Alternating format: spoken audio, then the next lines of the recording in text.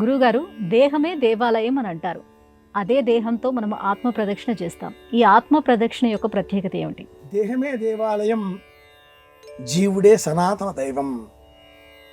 దేహో దేవాలయ ప్రోక్తో జీవో దేవసనాతన త్యజేత్ అజ్ఞాన నిర్మాల్యం సోహం భావేన పూజయేత్. ఇది పూజించే విధానం. సోహం హంస, హంస అంటే ప్రాణం. సోహం ఆ అక్షరాలు తిరగవేస్తే ధ్వనించేటటువంటి శక్తి. నువ్వే నేను అని చెప్పడం. అహం అంటే నేను. అహం తొలగితే అనుగ్రహం లభిస్తుంది. మరి వేదవాక్యంలో వాక్యార్థశ్చ విచార్యతాం, చతుర్విధ మహావాక్యాలలో అహం బ్రహ్మాస్మి అనే వాక్యం ఉంది. నేనే బ్రహ్మమును అని తెలుసుకోవడం. నేనే బ్రహ్మమును అని తెలుసుకున్న అనంతరం ఇక అజ్ఞానం ఉండకూడదు. నేను చెప్పిందే శాస్త్రం అన్నతో మళ్ళీ అహంకారం చేరుతుంది. ఇది తొలగించుకోవడం కోసమే మనం చేసే ప్రయత్నం. దేహో దేవాలయ ప్రోక్తో అని చెప్పే ఈ శ్లోక వాక్యంలో మనకు బోధాయనోక్తమైన ఈ శ్లోకం ఏం చెప్తుంది అంటే, శరీరమే దేవాలయం. లోన ఉన్న ఆ జీవుడు ప్రాణశక్తి, పరమాత్మ చైతన్య స్వరూపం. మనకంటే ఎక్కువ శక్తి ఉన్న చోటకి వెళ్ళి ప్రదక్షిణ చేస్తాం. ఆలయం అది పెద్ద శక్తి. గర్భాలయంలో అర్చకుడు లక్షలాదిగా జపం, అభిషేకాలు, పూజలు, శక్తి కేంద్రీకృతం చుట్టూ వెళ్ళి ప్రదక్షిణ చేస్తాం. మన ఇంట్లో అర్చన చేసే సమయంలో ఎదరగా శివలింగం, శ్రీమాత, శ్రీచక్రం, చిత్రపటం ఏదో ఒకటి పెట్టుకొని కుంకుమారాధన, పుష్పారాధన సమష్టిగా చేసి మనలో ఉండే శక్తిని అక్కడ ఆరోపితం చేయడంతో ఆ ఎదరగా ఉన్న స్వరూపం మనకంటే పెద్దదిగా మారుతుంది. ఇక్కడ ప్రదక్షిణ చెయ్యాలి.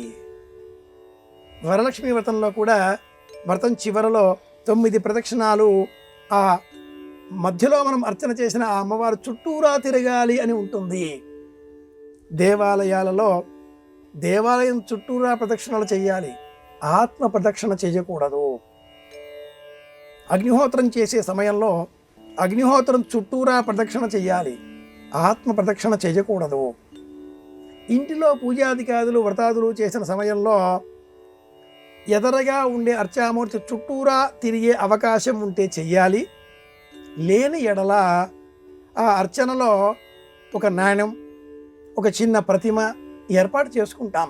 సత్యవ్రతంలో కానీ ఇంకేదైనా వ్రతంలో కానీ ఆత్మ ప్రదక్షిణ అన్న సమయంలో ఎదరగా మనం కూర్చున్న పీట మించి దిగి చిన్న పీట మరి ఒక దానిని ఏర్పాటు చేసి ఆ పీట మీద ఈ చిన్న ప్రతిమను ఏర్పాటు చేసుకొని ఉంచి ఆ ప్రతిమ చుట్టూరా తిరగాలి. ఇది ఆత్మ ప్రదక్షిణ.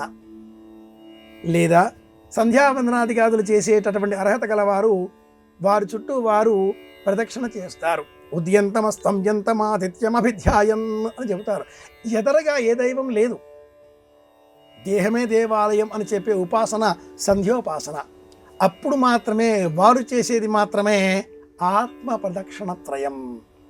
ఇతర సందర్భాలలో మన ఆత్మ చుట్టూ మనం తిరగడం ఏమిటి అనే అనుమానం కలుగుతుంది. అంతటి జ్ఞానం పొందడం కోసమే విగ్రహ సాధన. ఎవరైనా పరమపదానికి వేంచేపు చేసినప్పుడు ఆ పార్థివ దేహం అలా మోపు పైన పరుండ చేసినప్పుడు కూడా ప్రదక్షిణ చేస్తూ ఉంటాం ముమ్మార్లు. అక్కడ శక్తి ఏదైనా మనకు సంబంధించినది ఉంటే చేరుతుంది. మన శక్తి ఏదైనా ఉంటే చేరడంతో ఆ శక్తి పునరుజ్జీవనం పొందుతుంది. ఇలాంటి అనేక సందర్భాలలో ప్రదక్షిణ అనేటటువంటి సందర్భాన్ని మనం జ్ఞాపకం తెచ్చుకోవచ్చు. ప్రాగ్ ఆరభ్య దక్షిణేన వర్తనం, ఇది కూడా ఒక విధమైనటువంటి నిర్వచనం. ప్రాచీ ఉదీచి, తూర్పుగా ప్రారంభం చేసుకొని ఆ తదుపరి ఆగ్నేయం, దక్షిణం, నైరుతి, పడమర, వాయువ్యం, ఉత్తరం, ఈశాన్యం ఇలా పూర్తి చేయడమే ప్రదక్షిణ. వివిధ ఆలయాలలో వివిధ సంఖ్యలలో ప్రదక్షిణ చేయాలి అనేటటువంటి సూక్ష్మ విచారాన్ని ఆచారకాండ అనే ప్రత్యేక గ్రంథం తెలియజేస్తుంది. శాస్త్రం తెలుసుకుని ప్రవర్తిస్తే తప్పక మనకు ప్రయోజనం చేకూరుతుంది.